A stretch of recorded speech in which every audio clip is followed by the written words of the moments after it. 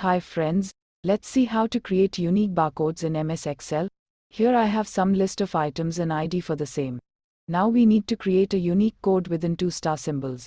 Note if the code is not without star symbols, you might face issue while scanning the barcode.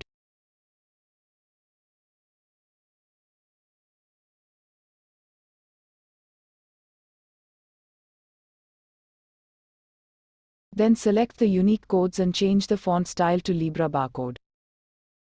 Wow, we have arrived with barcodes. Note this barcode font will be available in Google Excel sheet inbuilt. If you don't have the same font style in your MS Excel, don't worry, we can download from Google Fonts and use in our MS Excel. Go to font.google.com.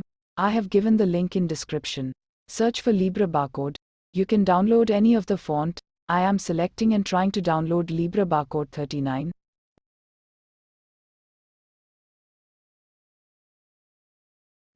Once the zip file is downloaded, unzip it and copy the relevant font file.